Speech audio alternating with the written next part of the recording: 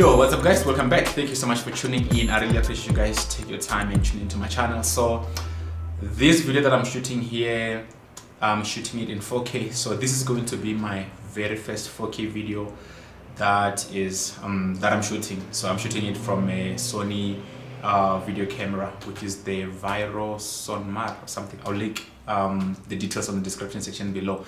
But yeah, as I was saying, this is my very first 4K video, which is going to be done in 4K and completed in 4K.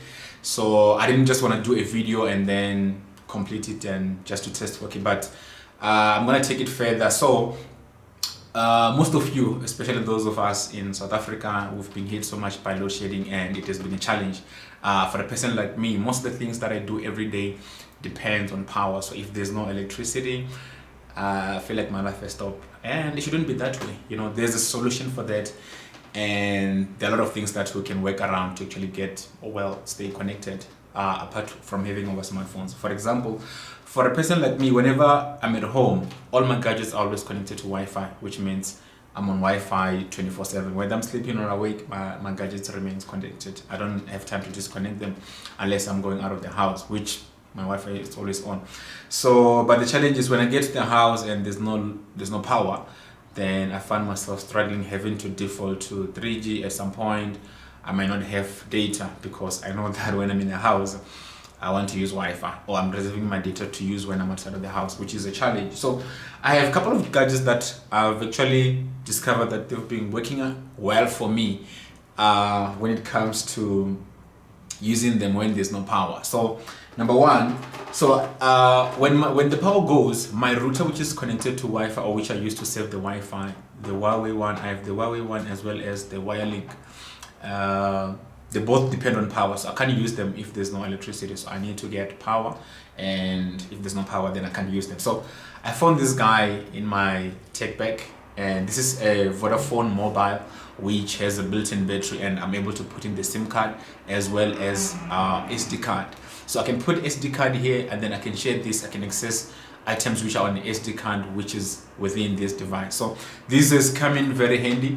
So if I charge this and I put in the SIM card in here, I'm able to get my Wi-Fi. So I have 2 additional SIM cards which gets data every month, which is very, very helpful. And the good part about this can last you to about 12 hours on a single charge, which means it's very good. I'm not sure, the highest that I've had, it's 8 hours without power. On my side, it's been 4 hours. It's either 9 o'clock until 1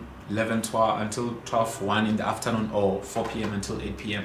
That's the only time I've been experiencing load shedding. I don't know how is it on your side, guys. So the next thing that I have is these guys here. These are the Apple AirPods, which I use to listen to music. So if I don't want to make noise or just listen to music directly from my phone speaker, I use this guy. These guys, they're very good. I mean, you charge them, you charge the case. So the good benefit about this is because you're able to charge the AirPods themselves as well as the case. So if the AirPods themselves run out of power, you're still gonna use the case to charge the AirPods, and they are very good when it comes to quality, and then they last long, and the battery, I think like about 10 hours on a single charge, which I don't find myself listening to music for more than 10 hours, which is very good. And if I want to make a phone call walking around without having to carry my phone, I use this guy. So check them out. And another thing is this guy here. This is a JBL Go speaker. Most of the things that I have here, I've done videos about them. I'm not sure if I should link them on the description section below, but let's see how it goes. So this is the JBL Go, the first generation, or JBL Go 1, which at the moment there's a JBL Go 2, which is in market. It goes for $499. The time I got this, it was on special on Take a Lot. It was $399. So this guy, if you charge it, it lasts you 5 hours straight on a single playback, and then you can connect to this using Bluetooth, and then you can also connect using your aux cable. It also serves to answer your phone. It is a built-in microphone, so if you connect it to your phone via Bluetooth, you can answer your phone using this device alone. You don't have to have your phone next to you, and it's very loud. The sound quality on this thing is good. Sometimes I do play it when the power is down, and I get to listen to music on this gadget. So check it out. It comes handy. I'm not sure if it's still available on the market, but the JBL Go 2, it's an alternative which I believe you can find in the market and get it instead of this one. And another thing is this guy here. This is the iPad mini, one of the gadgets that I don't really talk much about, but I've been having this gadget for quite some time now. It's the first generation of the Apple iPad mini, which I've been having with me, and don't really use it much, but lately, because of the load shedding, especially last week where we had like 8 to 10 load shedding in just a weekend between Friday and Monday, the power has already went down like 8 times, which was terribly bad. I end up defaulting to this guy to stream my media. I had to connect it to this guy. This is the mobile router, and I was able to get connected mostly for my Spotify as well as YouTube browsing, which I do on a daily basis. So this gadget comes in handy. There's a latest generation of iPad mini which came out last week. You can check that out, which you can use, and you are not limited to space. So instead of you having to use your laptop like I normally do, I've got my MacBook there. So if I don't want to use my MacBook, I can leave whatever I'm doing there and come and continue here, because most of my stuff are on iCloud, which makes it seamless for me. Even if I'm doing them on my iPhone, most of my important stuff are on iCloud, so I don't have to worry about that. So the whole Apple ecosystem also comes in, or it plays a great role when it comes to the situation that we have, like for load shedding. So I can actually work interchangeably across the devices. Maybe if it's very critical, I can start on the one. When it runs out of power, I continue on the other one, and then I can finish on the other one. Consider getting into the Apple ecosystem. And last but not least is this guy here. This is a TP-Link power bank, which is something that I think most of us have. Not specifically this brand, but a power bank somehow. Most of us, we have power bank that we walk around with. This is just one hell of a device that every time before I leave the house, I make sure that it's charged, so that if I come back and there's no power, I know I'm sorted. So the good part about this one that I have here specifically, this one goes for $1,000. It costs 1,000 bucks, 1,000 South African rands. I must specify that. So that's like, I don't know, 60, 70 US dollars plus minus somewhere there.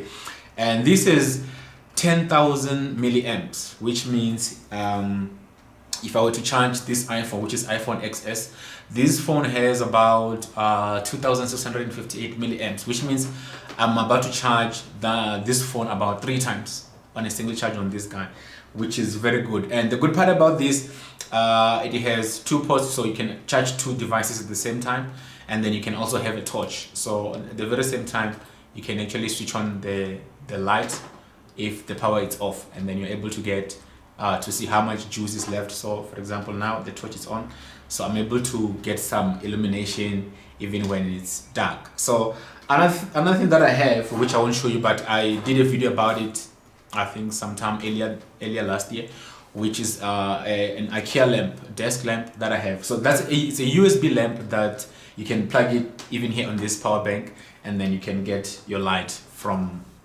that lamp, which is a very good thing. So there are a lot of things that I can show you guys that can actually help you, but I guess I want to round everything around having a power bank which is reliable.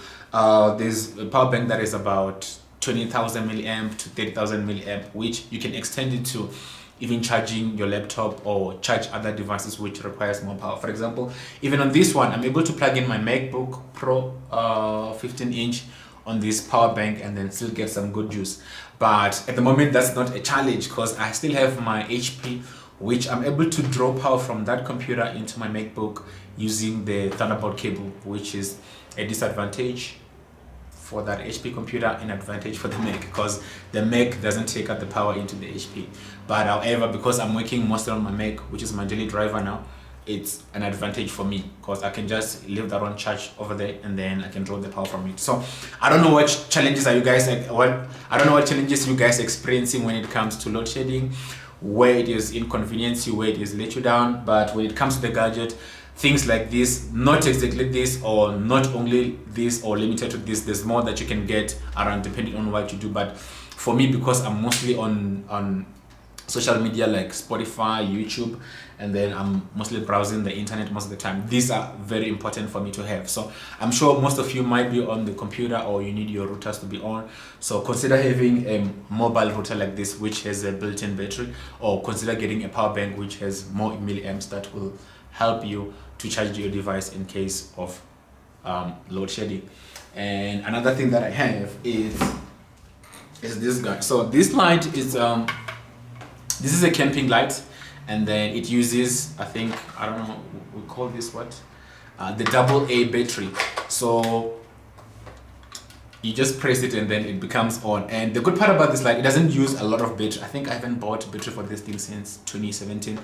I know I don't use it every day, but if you have batteries on the device that works, and they still works like even today, so I don't know, it's an advantage for that. But the good thing is these are LED lights which are inside here, and then they depend on the like a reflective mirror kind of metal thing that used to increase the intensity of the light, which is very good. So I think I got this for 70 bucks at Pick and Pay Hyper, so you can check it out. It comes in handy when there is a load shedding. So I don't know what you guys think, so tell me, let's discuss this. How can we deal with load shedding? How can we deal with the darkness? Thank you so much guys for tuning in, and I'll see you on my next video. Bye.